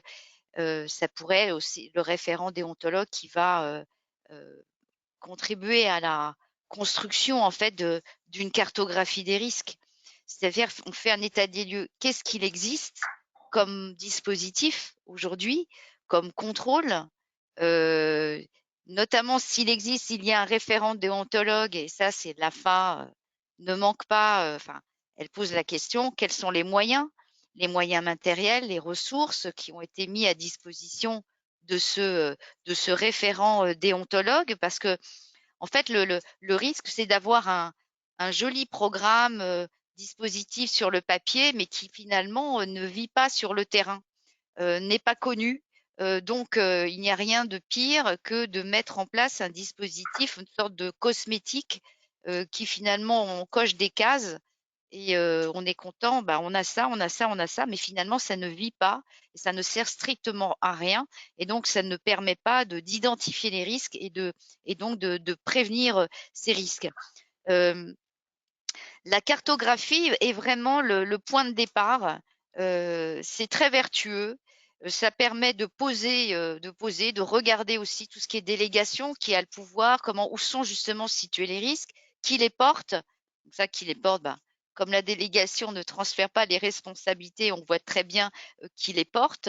Et donc, c'est fondamental d'avoir cette cartographie qui va permettre eh bien de regarder en fait ce qui existe, qui a été mis en place, qui n'existe pas, où on a parfois des bonnes pratiques mais qui ne sont pas formalisées. Et donc, il est également important de formaliser des procédures internes. Alors, il ne s'agit pas de faire une usine à gaz et une commune n'est pas un grand groupe du 40, justement. C'est là qu'il faut mettre en place des outils et une organisation adaptée. C'est la raison pour laquelle cette cartographie, ces plans d'action, notamment en organisant des entretiens individuels avec certaines personnes, justement au sein de l'organisation, de pouvoir identifier les risques. Parce que là, on est finalement, vraiment, on a mis en place tout le dispositif qu'il convenait, bien avant d'ailleurs Sapin 2, ou alors on est vraiment en faiblesse, on a un dysfonctionnement. Alors, il n'y a pas pire que de constater, nous on l'a vu, des dysfonctionnements et de ne rien faire. Je dirais, c'est une circonstance aggravante, c'est-à-dire on a un rapport qui fait apparaître qu'il y avait une faiblesse, qu'il y avait un dysfonctionnement. On a même été jusqu'à prévoir un plan d'action, mais tout ça est resté dans un tiroir. Donc ça, c'est très, très mauvais, comme vous le devinez. Donc, cette documentation et cette cartographie, eh bien, elle doit être auditable. Et ce qui nous amène à faire un audit très souvent de gouvernance. Alors, il ne s'agit pas de faire un audit qui va durer 6 mois. Loin de là, c'est assez facile. C'est dire quelle est notre organisation, est-ce qu'il y a eu quelles sont les délégations, comment tout ceci est encadré, quels sont par rapport à tel risque, qui est entre guillemets propriétaire du risque, qui veille justement au respect des règles, au respect des procédures, quel est le rôle, notamment s'il existe du référent déontologue. Voilà, donc on met à plat, c'est très vertueux, puisqu'après on va avoir un plan d'action, et ça c'est très important. Donc ce qui m'amène à vous rendre la parole sur Sébastien et Simon, pour faire un petit focus sur si vous le voulez bien, sur les conflits d'intérêts en fait. Après, peut-être pour revenir sur cette cartographie de risque aussi qui est importante, Sylvie, c'est que ça permet aussi de prendre conscience, par exemple pour certains élus ou certains agents, où se situe le risque, qui n'avait pas forcément, et qui pousse à devoir savoir où sont mes zones, moi élu, hein, je participe au sein d'une association, j'interviens au sein de tel organisme, etc., etc. Et ben, je suis conscient, grâce à cette cartographie du risque, que potentiellement, lorsque je serai amené à me prononcer sur ces thématiques-là, je suis potentiellement en risque. Et qu'est-ce que je dois faire pour essayer d'éviter ce risque? Et c'est là où ça fait peut-être la transition avec la question du conflit d'intérêts. C'est vrai qu'en fait, on voit des élus qui sont dans des conseils d'administration, et en fait, on a vraiment, et c'est là qu'on est au cœur du sujet des conflits d'intérêts, en effet, de la gouvernance. En fait, c'est pas uniquement au sein d'une collectivité, mais c'est aussi au sein d'entités dans lesquelles on est amené à siéger. Ouais, tu as tout à fait raison. Et donc, la transition avec le conflit d'intérêts, comment réagir? Conflit d'intérêts n'implique pas forcément de partir, de démissionner de la collectivité et de ne plus intervenir. Il suffit juste de mettre en place certains mécanismes, certaines bonnes pratiques pour éviter que celui-ci, que l'on se mette à la faute quelque part dans ce cadre-là. On a commencé à l'évoquer. Le premier volet, et là-dessus, il est important d'insister là-dessus, parce que parfois, on se rend compte qu'en pratique, ce n'est pas le cas. Quand vous estimez être en situation de conflit d'intérêts, ne participez à aucune étape du processus décisionnel qui conduit à l'adoption de la délibération. Ce n'est pas simplement de sortir au moment du débat et de la prise de la délibération qui doit être adoptée. Non, c'est dès le début. C'est-à-dire, si vous avez une commission thématique qui vise à porter et à débattre du sujet qui potentiellement vous place en conflit d'intérêts, il ne faut pas y participer. De même que sortir au moment de la mise, avant même, lorsqu'on aborde la question à l'ordre du jour sur ce sujet-là, sortir de la salle, le constater dans le procès-verbal de la séance pour éviter tout débat, tout sujet en la matière. Également, sur cette problématique-là, sur les arrêtés de déport, et là, je pense que je laisserai, et Sébastien Elie en parlera bien mieux que moi sur ces sujets-là, attention, bien matérialiser ces arrêtés de déport qui sont pour, par exemple, le maire ou le délégant qui doit identifier, adopter, matérialiser cet arrêté qui va désigner la personne qui doit être en charge d'adopter la décision. Attention, ne pas désigner une personne qui, elle aussi, pourrait être en situation de conflit d'intérêts. Donc, ce qui rejoint un petit peu la logique via la cartographie du risque sur ces sujets-là. Et également le bénéficiaire de la délégation, qui lui pourrait se situer en situation de conflit d'intérêts, d'en informer le délégant pour se voir décharger de ces sujets-là. Donc c'est pour ça qu'il faut anticiper et adopter les bonnes pratiques dans ce cadre-là, mais je laisse Sébastien Elie compléter mon propos sur ce sujet-là. Vous avez déjà quasiment tout dit et leur tourne. Je vais peut-être prendre 2 points pour peut-être concrétiser un peu l'importance de se déporter du processus, et pas simplement du vote ou de la salle, mais du processus. Si vous votez votre PLU, c'est un acte très complexe le PLU, et un jour, on se réunit au conseil municipal et on vote. Il y a une délibération, on adopte le PLU. Bon, il n'y a pas vraiment de nécessité de se déporter à ce stade-là, parce que sinon, ça veut dire que tout le conseil municipal, a priori, se déporte, parce qu'il a, dans bien des cas, un intérêt, c'est ce que d'habiter sur le territoire communal. En revanche, dans les réunions préparatoires à ce PLU, là où il faut se déporter, c'est sur la réunion qui porte, par exemple, sur la réalisation d'une ZAN dans laquelle vous avez un terrain. Et ça, il va falloir aussi le formaliser et être bien certain qu'on n'a pas pris de risque sur notamment l'adjoint à l'urbanisme, évidemment, ou les agents qui préparent les dossiers. Là, c'est très important, c'est parce que plus important qu'au moment de la délibération finale. De toute façon, c'est un acte extrêmement complexe. Donc, c'est un exemple de point où on voit que le déport d'un processus préalable devient plus important que le déport au moment de la délibération. Ça, c'est le premier point. Le deuxième point sur le déport, mais vous l'avez dit, hein, Simon, c'est il faut le formaliser, il faut donner seule capacité de décision à une personne, mais bien sûr, il ne faut pas lui donner des instructions ensuite. C'est le départ, il est complet, il est matérialisé, mais il est réel. Et ça, c'est très important parce que on le voit, en fait, on voit des difficultés comme ça, on se dit, ah non, mais je m'étais déporté. Oui, mais vous êtes intervenu dans le dossier 50 fois. Bon, donc ça ne marche pas. Ça n'est pas possible. Le déport ne fonctionne plus dans ces cas-là. Donc il faut être vigilant. Alors effectivement, ça peut poser des difficultés, notamment lorsqu'il s'agit, par exemple, une délibération annuelle qui vote 70 subventions en une seule fois à différents organismes. Là, il y a une application concrète du déport qui doit être travaillée en interne. C'est presque, ça fait presque appel aussi au dispositif informatique hein, là-dessus pour pouvoir sécuriser en fait les élus. Mais ça ne doit pas aboutir à démissionner tous ces mandats. C'est vraiment pas évident. Si ça aboutit à ça, c'est qu'un problème. C'est pas possible. Il faut trouver une autre solution, notamment dans ces organismes parapublics, CEM, SPL, qui sont concernés par cette notion de conflit d'intérêt public, mais il faut l'adapter à ces structures-là. La loi 3D, ça commence à le faire. Tous les problèmes pratiques, je pense, ne sont pas réglés par la loi, mais bon, on avance. C'est dans le bon sens. C'est dans le bon sens. C'est dans le bon sens, voilà. C'était pas parfait. On a toujours déjà des échos. C'était pas suffisant, notamment. Vraiment, sur les marchés, les déports sur les marchés, les rémunérations, les désignations, il n'y aura pas de problème là-dessus. C'est vrai que sur les garanties d'emprunt ou les aides au sens un peu large, là, il peut y en avoir d'un point de vue pratique en disant mais oui, mais c'est une aide qui est reconduite chaque année, on distribue la même à 250 associations. Là, donc on les vote en une fois, et donc comment faire?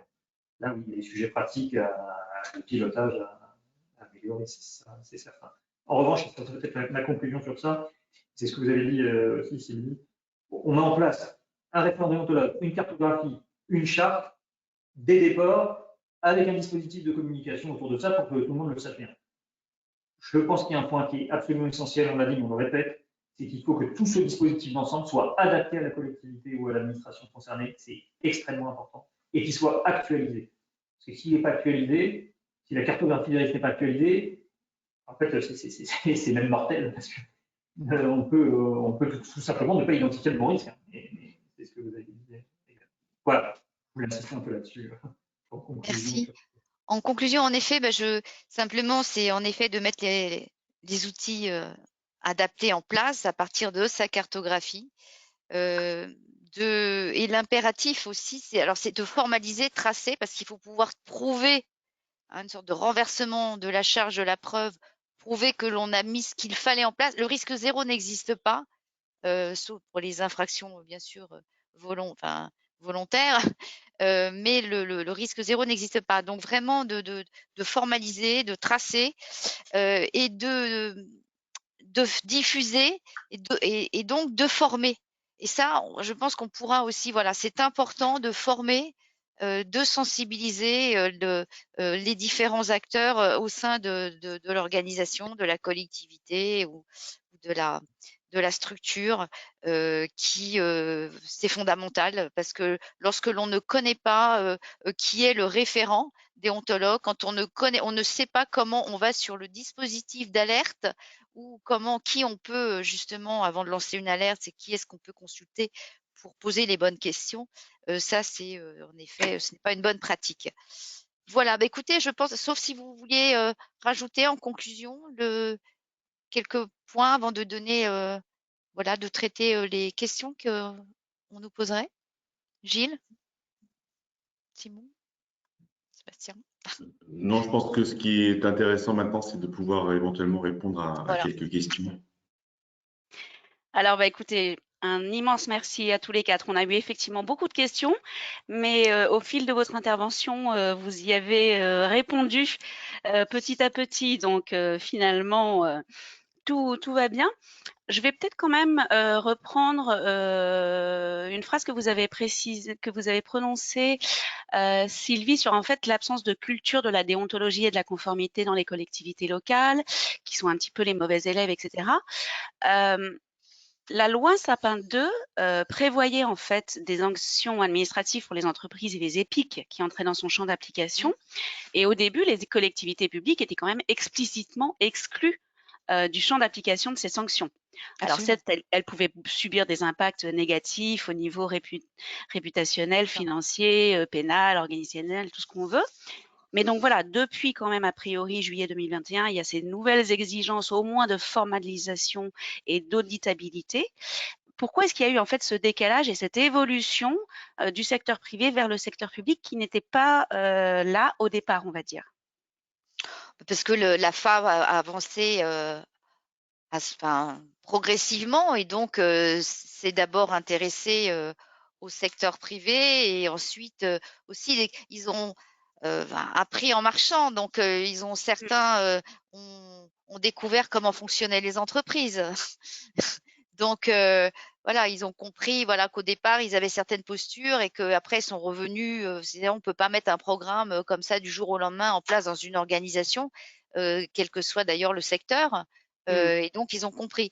Après, ils ont voulu vraiment accompagner. C'est pour ça que les recommandations, donc les premières, c'était décembre 2017 et qui ont été quand même critiquées pour un certain nombre parce que il n'y avait pas suffisamment de recul. Ils ont avancé. D'ailleurs, ils ont émis des guides pratiques au fil de l'eau sur un certain nombre de sujets, notamment les cadeaux, invitations, etc., gouvernance, voilà, de la conformité, anticorruption, etc.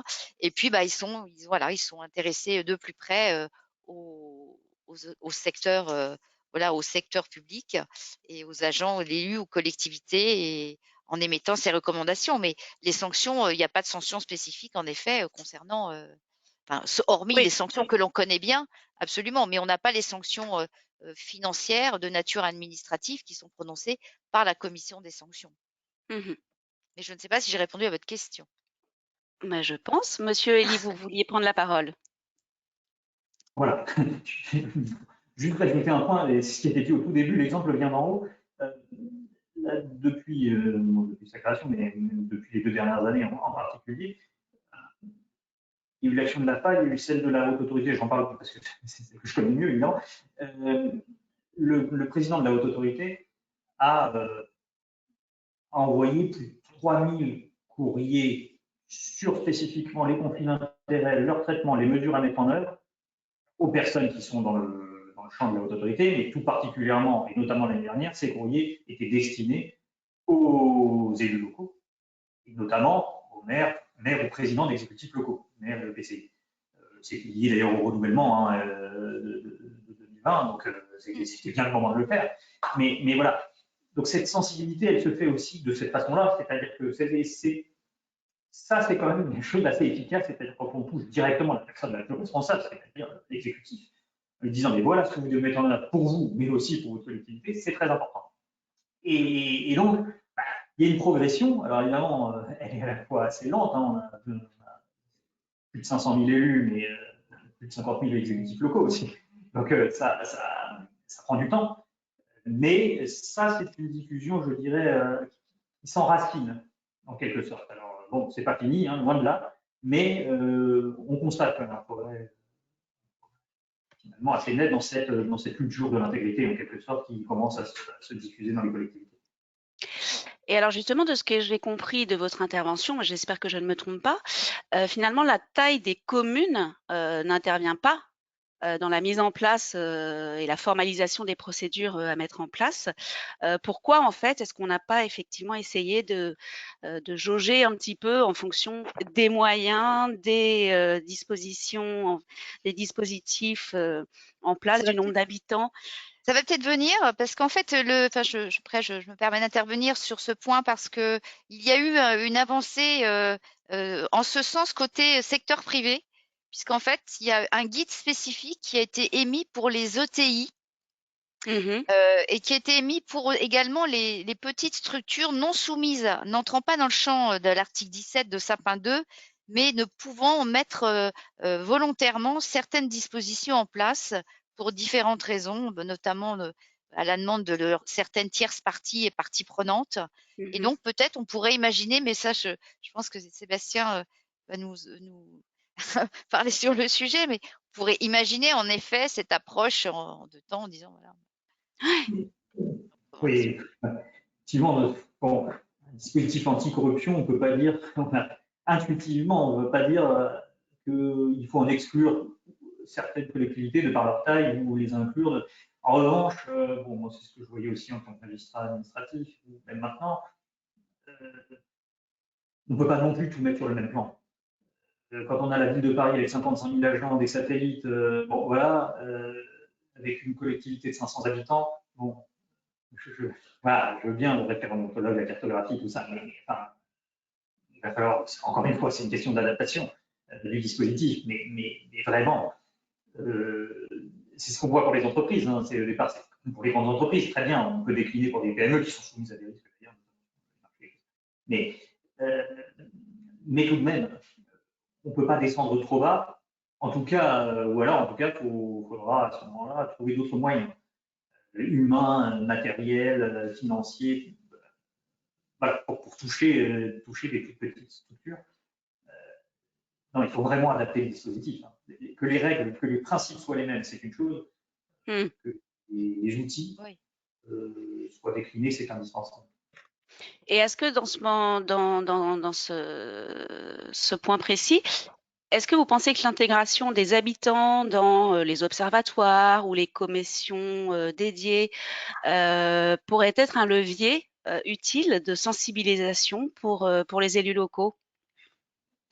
Alors, on le voit, hein, la probité des responsables publics, c'est une des premières préoccupations des Français. Il y a eu une enquête récemment, la France 2022, France Bleu, France 3, enfin bon, bref, on voit que c'est toujours parmi les trois sujets principaux de préoccupation des Français. Donc, les associer la société civile à ce type de réflexion, c'est clair. Après, on entre dans cette question aussi de pédagogie.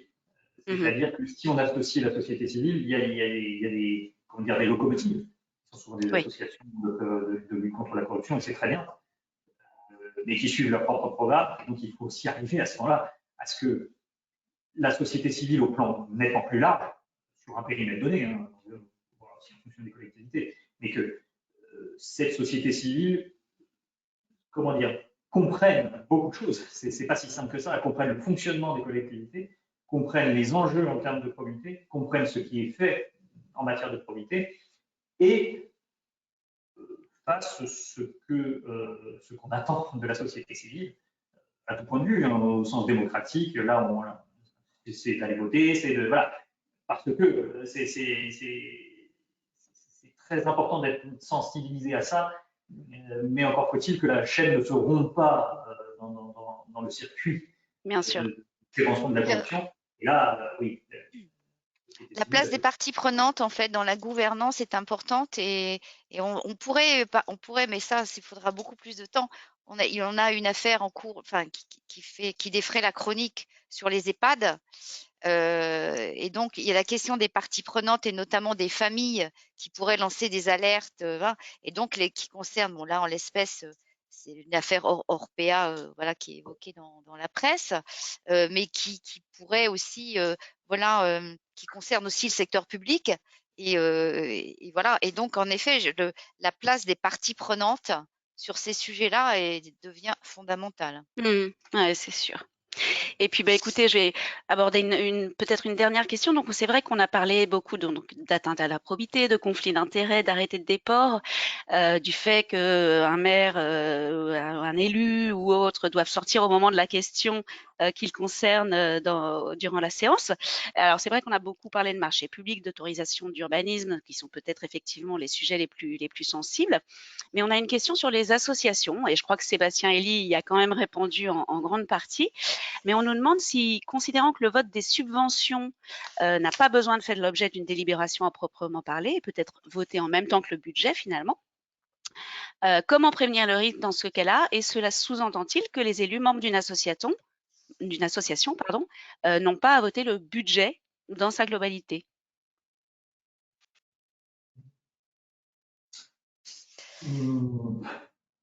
Je voulais pas vous piéger, excusez-moi.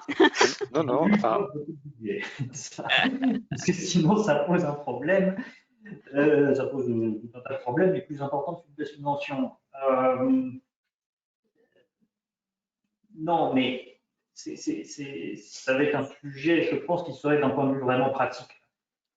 Si ce sont les mêmes subventions qui sont votées d'année en année, en fait, elles sont préparées par les services à ce moment-là, et finalement, aucun élu n'intervient réellement dans la préparation de cette partie-là du budget. C'est différent d'une subvention qui va être 1000% de plus que l'année d'avant. Ça peut être parfaitement légitime pour un projet donné, c'est pas ça le problème. Et là, c'est une subvention très spéciale qui doit donc faire l'objet d'une analyse particulière. Donc celle-là, je la laisse un peu de côté. Les subventions très classiques, et finalement les élus interviennent très peu, et viennent notamment les voter au moment du budget. Là, le risque est assez faible au moment du vote du budget. S'il n'y a pas eu d'intervention dans le processus, il l'est d'autant moins. Après, sur le principe, mais ça, ce sont les règles du Code général des collectivités territoriales qui n'évoluent pas aussi vite que la nature des décisions qui sont prises par les collectivités elles-mêmes. En ce sens que voilà, il y a beaucoup plus de délibérations qui sont prises. Ça, c'est vrai depuis un siècle, depuis les années 30, avec le socialisme municipal, on a pris de plus en plus de décisions. Bon, très bien. Mais à ce moment-là, qu'est-ce qui peut prendre le relais de ça? Si on veut être parfaitement conforme en termes de déport, eh bien, ça va être des outils informatiques. À partir du moment où on vote en une seule fois, il faudra quand même identifier le fait que la personne n'est pas intervenue sur un point particulier au moment du vote, et donc dire que cette personne n'est intervenue en rien, ni dans le processus, ni dans le vote d'une subvention qui aurait fait l'objet d'une délibération spécifique. Il faut réfléchir à ce genre de sujet. Je vois bien le problème, ça nous est remonté de façon un peu systématique. Non, c'est à la fois normal de voter globalement des choses sur lesquelles ils sont naturelles à tout le monde, et en même temps, c'est bien une décision spécifique pour chaque association. Bien sûr. Je reconnais que ce n'est pas une simplicité en pratique. Après, il faut faire preuve de pragmatisme aussi. Bien sûr. Et puis en complément, il y a peut-être aussi le volet sur les subventions. Il y a la planification de la subvention au sein du budget, et puis après, il y a le versement effectif de la subvention. Oui. Et c'est vraiment sur ce deuxième volet où il faut vraiment être vigilant. Sur le volet planification, on va inscrire au sein du budget une enveloppe de subventions qui va être accordée. Là-dessus, je suis d'accord avec la démarche qu'évoquait Sébastien Elie en la matière, il faut l'évoquer là-dessus. Mais au moment, attention, le warning qui est vraiment dangereux, et c'est là où il faut être vraiment particulièrement attentif, c'est au moment du versement effectif de la dite subvention, où il faut à tout prix procéder à un déport ou s'abstenir dans ce cadre-là. Et je pense que la réelle zone de risque s'avère aussi à ce stade-là. Bon, je vous remercie encore infiniment tous les quatre pour cette intervention très complète, très intéressante. Et Sylvie Le Damadi l'a souligné, la formation des acteurs locaux est un point extrêmement important de la loi, en termes de prévention notamment. Donc voilà, la Gazette vous accompagne à travers deux formations, une formation de sensibilisation à la lutte contre la corruption en e-learning, un petit e-learning d'1 heure pour vos agents, et puis une formation en présentiel ou en distanciel sur compliance et déontologie, se mettre en conformité avec la loi Sapin 2, donc une formation d'une journée un petit peu plus complète. Encore merci en tout cas à nos experts pour tout ce qu'ils nous ont apporté ce matin. Merci beaucoup, Monsieur Elie. Et puis, bon appétit à tous et à très bientôt pour un prochain webinaire. Au revoir. Au revoir à tous. Merci beaucoup. Au revoir. Au revoir. Merci. Au revoir.